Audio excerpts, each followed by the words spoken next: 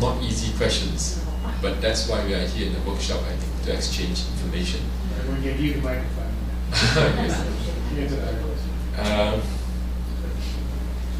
It has to be a collaborative effort at the end of the day.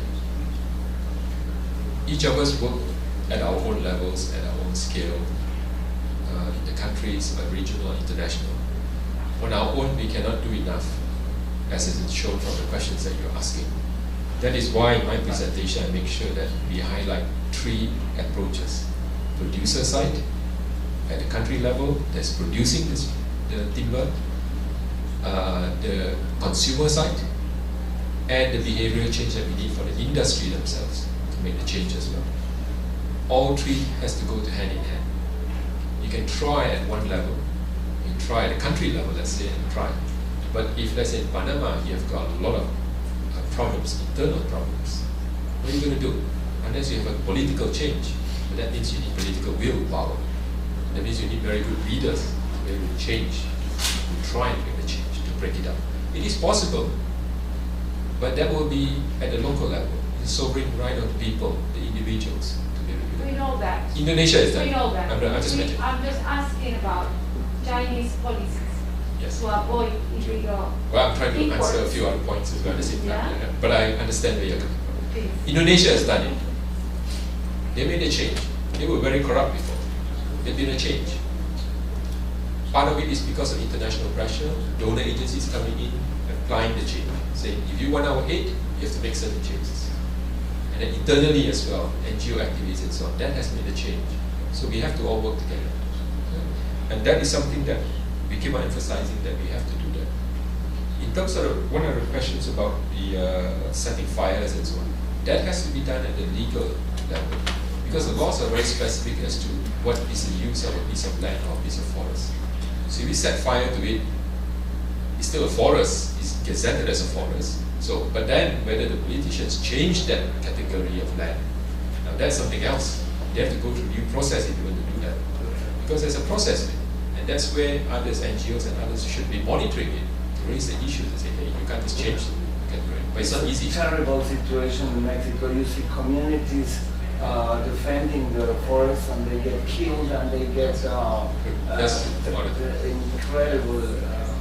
Sometimes supporting the government's forces, and sometimes just mafias. And yeah. To come to your question about China, as I mentioned earlier, in terms of reciprocal arrangements, Malaysia is the only one that reciprocated. Indonesia has a log export ban, Malaysia has a log import ban.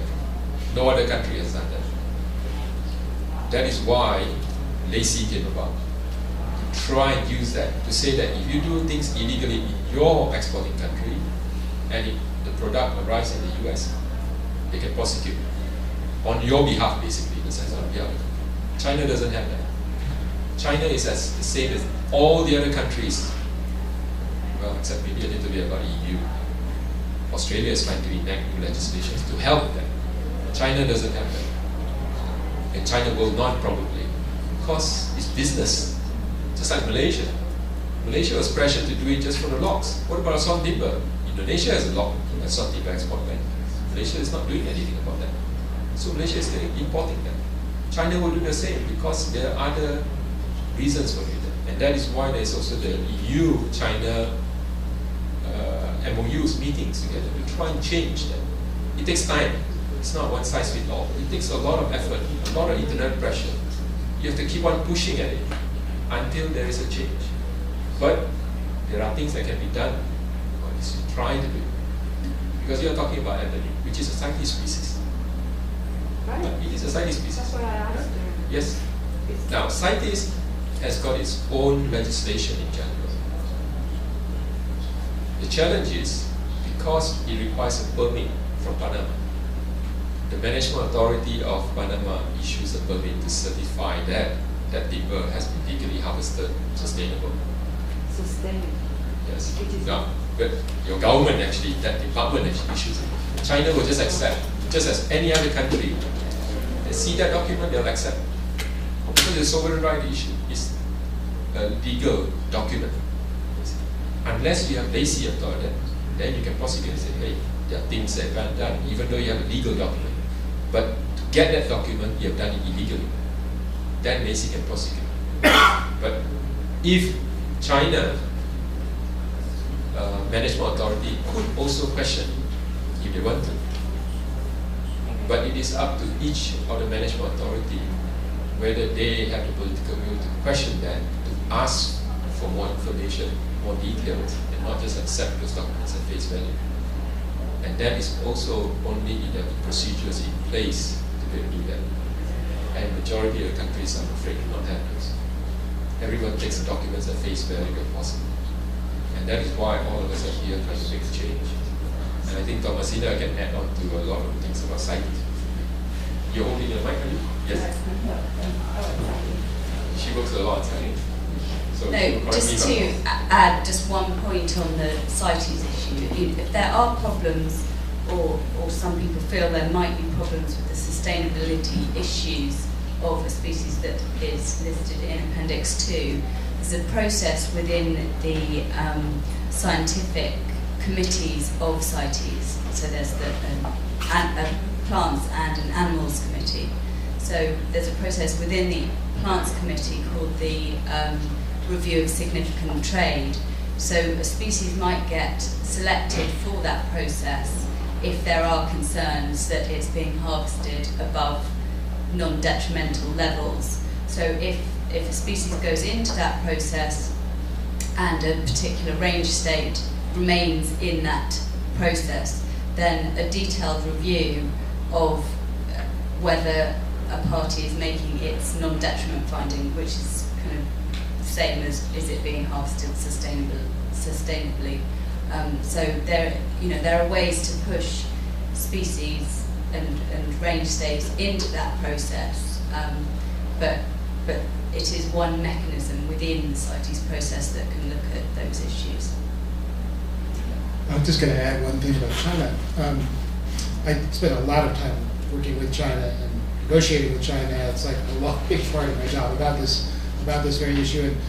And this is no news, but China is very big and it's very complex. And you saw the map that Chen put up there of how wood flows around the world.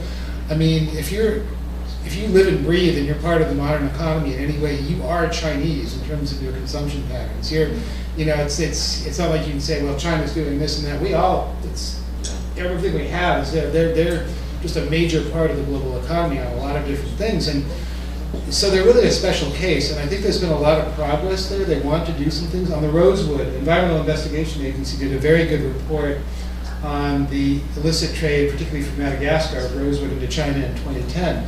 And we raised it at a very high level. We gave that report to their vice minister and said, hey, this is a problem for us and you. Have you seen this thing before? You guys have a big problem, and we do too, because it's going for musical instruments. They said, go away politely would be the way to put it. But then they went right back to their rosewood industry, privately, and started pounding on them and saying, guys, this is a problem, can you do something about that? And, then it will fall off, but you have to keep on doing it. But there is slow and incremental change. They are responsive to market pressures, the private sector, to a lesser extent, maybe the State Forestry Administration. They are putting together their own legality verification system right now, trying to figure out how to respond to these things. It's slow, it's not perfect, there's a lot of people that just want to find a way to make all this go away. But there is some progress. It's like I've been on this for like 5 years, and if I stand back from it, I think there is change. It's a rapidly changing country, and it's a huge, complicated place. But the important thing in dealing with either Chinese industry or the Chinese government, I found, is to not try to treat it like an us versus them thing, because they are us in a lot of ways. They're really, our economies are so closely integrated, at least in the United States. Just an additional comment. If China is buying the rosewood and processing furniture and then selling it to Europe, then FLECT will come into place, because it's a country of origin that matters, not a country of process. The problem with the rosewood is that it's the domestic market in China. It's bad. It cannot flow out to another market. Well, it's really late. We've gone 15 minutes over. Obviously, people were interested because you stayed around. So I don't know. I guess unless there are any very last comments, I'd just like to thank all of you for coming and thank Chen and our other friends for organizing this and speaking, and for inviting me to come and help moderate, and hope to see you all around the next couple of days, and let's give them all a hand.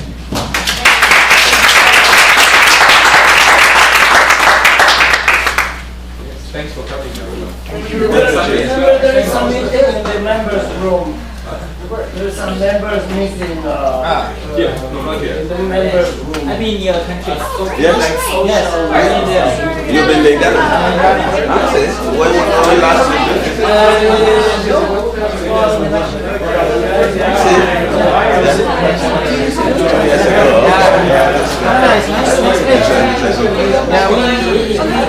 Can we Oh, they went to National